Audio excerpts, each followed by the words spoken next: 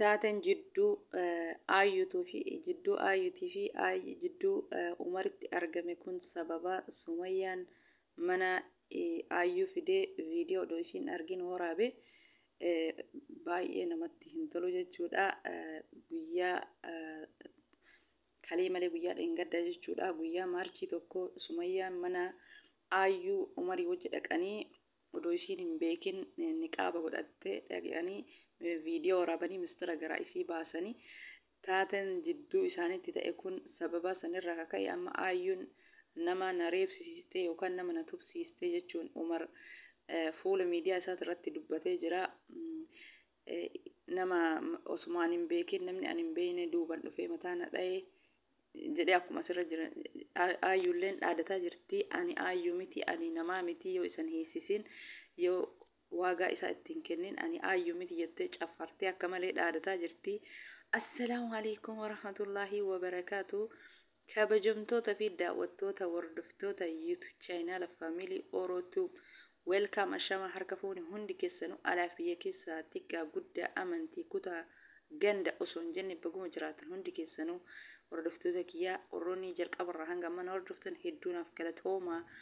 Galanni keessan dachaa haa ta'u ammallee laayik sheer gochuun dagatina warroonni haarawaa taatanillee welkaam ani haa dhufu baga dhuftan gama YouTube chaanaala kiyyaa isin simadhee jira. Hordoftoota kiyya isiniin jedha. Eegaa hordoftoota kiyyaa viidiyoon kiyya akkuma itti fufetti waa'ee aayyuu, waa'ee Sumayyaa, waa'ee Umariiti jechuun Umar jidduu jara lamaanii seenee osoo aayyuun hin beekin itti dhaqee viidiyoo dhoksatee kaameraa dhoksatee viidiyoo waraabee mistira aayyuu garaa baase jechuudha. Aayyuun Sumayyaa obboleettii Sa'idoo seetiin obboleettii Sa'idootii Dubaa irraa dhuftee silxeedhaa afaan silxee malee hin beektu afaan arabii malee hin beektu jechuun isilleen cal'istee niqaaba godhattee akkuma nama hin beekne bira teettee jechuudha. Isiin immoo waa takka hin dubbanne aayyuun immoo adda jirtii rakkoon aayyuun Umariin tumsiistee sababaa inni Sumayyaa mana fidee mistira garaa isii baaseen baay'ee dallantee akka malee aartee jirti. Hanga seeratti dhiyeessutti hanga qabsiisutti hin hiisisutti hanga hiisisutti hin dhiisuu jettee akka malee caffaraa jirti. Umar jidduu isaanii seenuu ni balleessee mistira garaa isii guuruu san balleessee ammallee heeyyama isiitiin ala Sumayyaa mana fidee Sumayyaa akka mistira isii dhageettu taasiseetiin hin jira. Kun immoo jidduu aayyuutii fi jidduu Umaritti xilaata guddaa horee jira. Kanaafuu jidduu namaa lamaanii seenuun immoo sirrii miti. Umar immoo asitti badii qaba. Maaliif Sumayyaa mana aayyuu fidee maaliif mistira garaa baase kanatu xilaata isatti fidee amma innillee anillee dhiisu jedhee faallaa innillee achi dhaadataa aayyuulleen akka malee dallantee dhaadataa jirti. Umar badii ofumaa itti seene badii akkuma itti seeneen abbamatu badii ofii sirreeffata. Sumayyaan gara biyyaa galuu isillee ima beeyti aayyuun miidiyaa irratti ima argiti. Garuu Sumayyaan niqaaba godhattee akkuma nama biraa fakkaatteetiniin zadeen mistira isii harkaa fudhatanii jiranii. Kanaafuu amma anaaf Sa'idoo addaan baasuu fi anaaf Sumayyaa walitti buusuu fi osoo ana goote mana kiyya fiduun maali jettee akka malee caffarti. Umar akkuma isin argitan kanatti dhayamee miidhamee jedheetiniin jira. Miidhameetiniin jira. Aayyuun akka malee dallanteetiniin jirti. Hojiin isii dallansiisee jira. Ani nyaachisee obaasee inni harka hoyyaa jalaatiin waan ani hin quban qabne natti yaada mistira garaa na guuraa jettee akka malee taateen akka malee jara lamaan walitti buusee jira.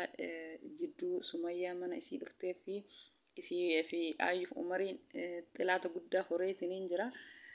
Kanaafuu rabbiin namni osoo namatti himeen mana namaa dhufee mistira namaa gara nama baasee waraabuun sirrii miti. Umariif aayyuun haala kanaan akka walitti bu'aniin jira viidiyoon isaanii jechuudha. Jidduu namaa seenuun sirrii miti. Inni jidduu namaa seenuu jidduu lamaan seenee ofii isaati sababa nama lamaanii dhayamuun isaa sirrii miti. Ofii balleessaa isaa waan ta'eef balleessaa ofii fudhachuu qaba. Amma achi immoo waan akkana kanarraa of eeggachuu qaba jechuudha. Jidduu nama lamaanii abbammaan lamaan gara barbaadeen dhimma ofii walirraa fixatu malee dhimma ofii walaa gaafatu malee inni jidduu namaa seenuun immoo sirrii miti. Badii kan kee fudhadhu siin jedha Umar. Akkasii Umarii fi Sumayyaan walitti bu'iinsa guddaa jidduu isaaniitti uumamee jira. Sababa jidduu Sumayyaatii jechuudha. Aayyuu fi Umar amma walitti dhaadataa jiranii seeratti illee nan dhiyeessaa nan qabsiisaa. Ani Aayyuu miti jettee akka malee dhaadataa jirti. Amma jidduu kanatti Sumayyaallee anaa fi Sa'iidollee waliin nu buusee anaa Sumayyaallee waliin nu buusuuf kana dalage. Kanaafuu sababa kana ta'eef ani hin dhiisu. Seeratti isa dhiyeessuu qabaa jettee akka malee itti dallanaa jirti. Seerrillee yoo gara seeratti itti dhiyaatellee sima badii qabaa mana namaa maa seentee viidiyoo mana mooraabdee akkasiidha. Kanaafuu Umar badii guddaa balleessitee jirta. Ammaan booda jidduu namaa hin seeninii jidduu namaatti bahii jechuudha. Osoo jidduu namaatti seenuu baattee kunis ittiin dhufu. Akkasii hordoftoota kiyyaa waa'een Umarii fi Aayyuu wal dhabbee jidduu isaanii sababa Sumayyaa mana fidee kana fakkaataa hordoftoota kiyyaa. Viidiyoo itti aanullee isinii qabadhee dhufa. Sa'iidolleen gara Itoophiyaa galee jira. Kanaafuu amma maal jedhetiniin Sa'iidotti himaa. Sa'iidoon maaluma jedhee itti hima jecha kana jechaan dubbadhee inni osoo hin beekin dubbii afaaniin baase kana maal jedhaa. Anaaf Sa'iidoo walitti buusuuf karoorfate inni. Kana mee maal jedhe Sa'iidoo hima jetteetiniin aaraa jirti Aayyuun jechuudha. Kanaafuu hordoftoota kiyyaa viidiyoon kiyya karraa waa'ee Aayyuu fi waa'ee Umarii wal dhabbee jidduu isaanii jiru kana fakkaataa amma seeraan qabsiisattee itti dhaadataa jirti. Yoo badii kana irraa of qoxxobuu qabaa jidduu namaa seenuu kana jechuudha Umariin kuni. Akkasii egaa hordoftoota kiyya viidiyoon kiyya karraa kana fakkaataa hanga viidiyoo biraatti walitti deemnutti turtii gaarii. Baay baay hordoftoota kiyya. Assalaamu alaikum wa rahmatullahi wa barakaatuh.